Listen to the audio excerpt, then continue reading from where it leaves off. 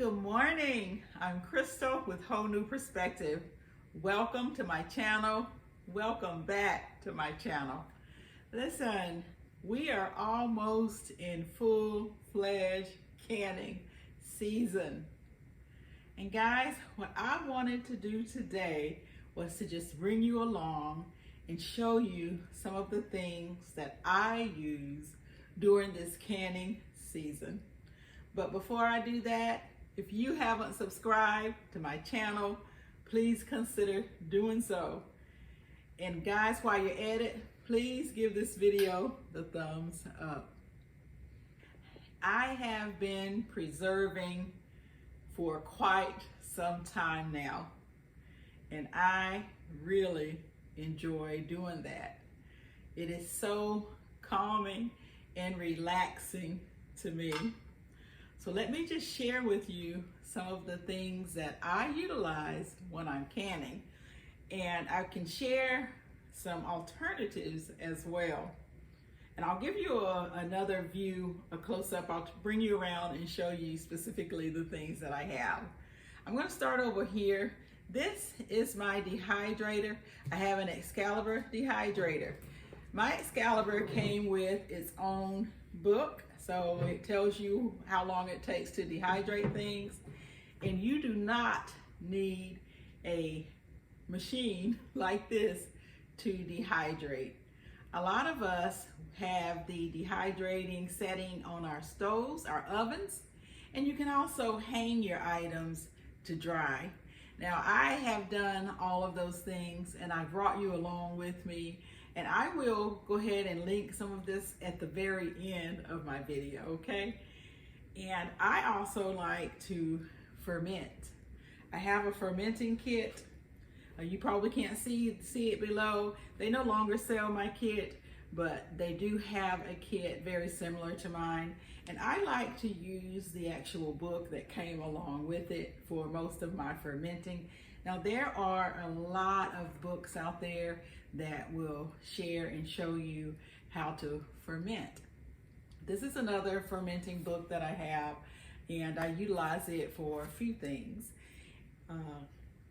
My fermenting kit, it doesn't come with the jar. It came with the 4 actual things, and also a little thing to put on the top to keep it down. But I will go ahead. So what I'm going to do is I'm going to link everything that I have and what I use during preservation season down below, and you can click on those things and it'll take you to it, okay? Water bath canning is how I first started canning. Now, I have this ball water bath canner, but you do not have to utilize this type of water bath canner. You can use a stock pot. I have a stock pot back here. I don't know if you can see this. It's a pretty big stock pot. And you can water bath can in your stock pots as well. You don't need any fancy equipment to water bath can.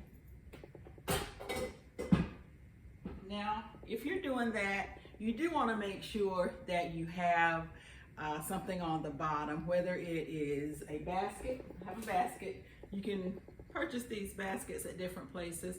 You can use a basket. You can use a towel, something that simple. You just want to make sure you have something on the bottom so that your jars aren't going up and down and they do not break. And then last year, I purchased a steam canner. Now, I don't know why it took me so long to use it. I had it for a while, but I am so glad that I did. It is so easy to use. And honestly, I think I will use it more than I use my water bath canner moving forward. Now, you want to water bath can or steam can your jams, your jellies, your pickles, your things that are high acidity. Those are the things you want to water bath can. Now, when you have your vegetables, your meats, your beans, your soups, things like that that are low acidic, that's when you're going to want to use your pressure canner. And there are several different types. There are many different types of pressure canners.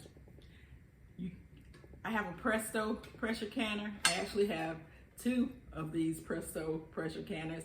I have used them for years. It's the very first pressure canner that I purchased, and I have used it for many, many years.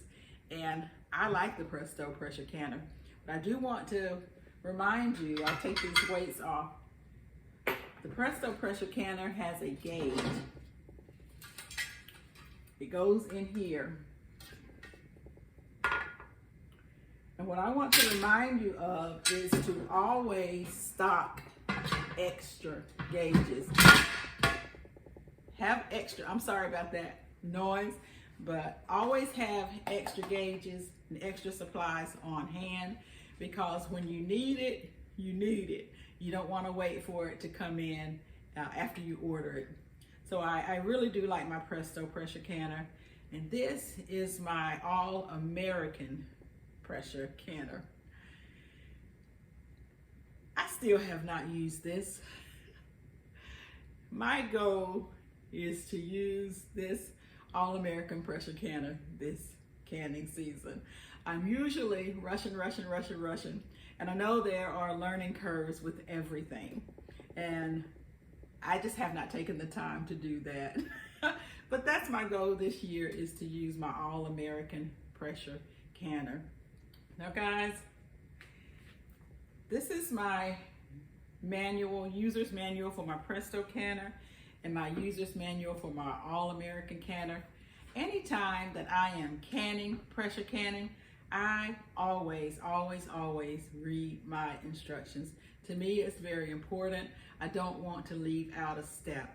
And that's another reason that it's so calming to me, is because I'm following steps. I personally like the Ball canning books.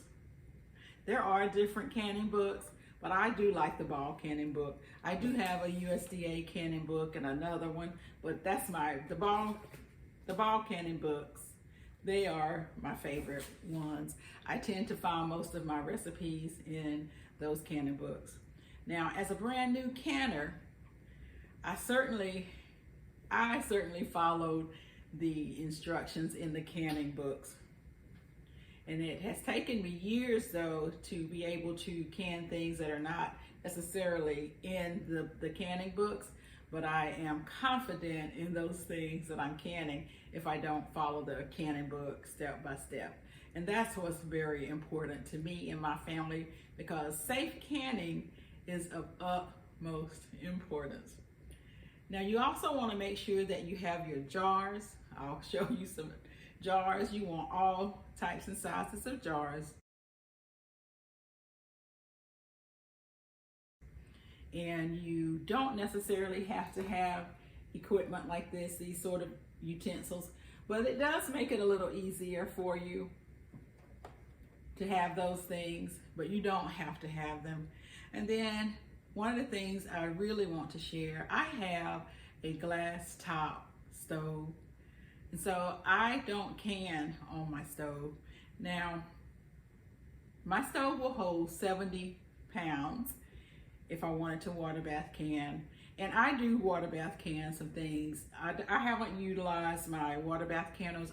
I usually can like my jellies and jams sometimes on my stove. But now, with the Fruit Saver or with the steam canner, it won't weigh 70 pounds, so I can can a lot more on my stove.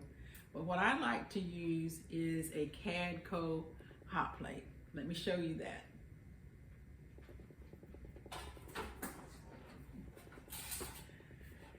So this is the Cadco cast iron hot plate.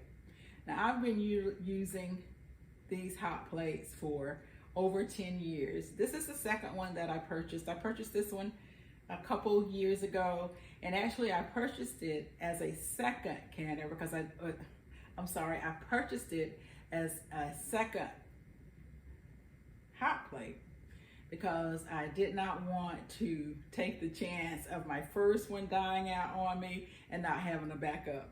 So this is actually my backup, And I really use it sometimes when I want to can on 2 hot plates. I use it. My other hot plate is still going strong. And so I really like this. And yes, I would recommend this. I did a lot of research when I was looking up years ago, when I was looking up ways that I could pressure can and not worry about my glass top.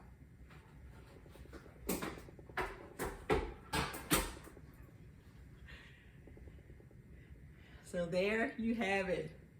These are some of the things that I use during this preservation season. And again, you don't have to purchase all of these things. Now, if you are canning the low acidic, I personally suggest pressure canning those things. That's what I do. And now I finally started canning this year. It has taken me 3-4 months to can something this year. Last year, I was canning from day 1 in January, and I was canning something almost every day. This year has been really different for me, but I am going to get back on it. You really want to plan those things that you want to can, and also if you are gardening and you have an abundance, you want to make sure that you do that. And there's also another way that you can preserve your food, and that's by freezing. I didn't mention that, but there is a way to freeze foods as well. And a lot of our canning books, they have a section in there. Some things you have to blanch before you freeze them. So you want to make sure that you follow those instructions, because you do not want to lose your vegetables, your fruit, any of your produce. Now, again, make sure that you have everything that you need before you start to can. Determine what you want to can this year. That's very important. And as you determine that, look through your books. Look for instructions on how to can those things, everything that you will need, and have those things with you. Now, if you prefer a class, look into your local extension office. They have classes. A lot of times they are free or very minimum cost to you. So look into your local extension office, and you can hopefully sign up for a class with them. And also, if you don't want to pay for a book, you're not sure what book is best for you, check out your local library. They have several books in there on canning, different types of preservation. So check that out as well. There are many ways that you can preserve your food economically. So go ahead and look that up. And listen, I am well on my way with jarring it up in 2024. So if you start canning and you want to join me, all you need to do is use the hashtag JarredUp2024. And I would really appreciate it if you tag me, so that I will know that you have jarred some things up. And I will bring you some videos pretty soon of a few things that I have been jarring up. Yes. So guys, thank you so much for joining me today as I have shared with you some of the things that I use when I am preserving food. Again, I'll have some links down below, and that way you can have an opportunity to check these items out. Thank you so much.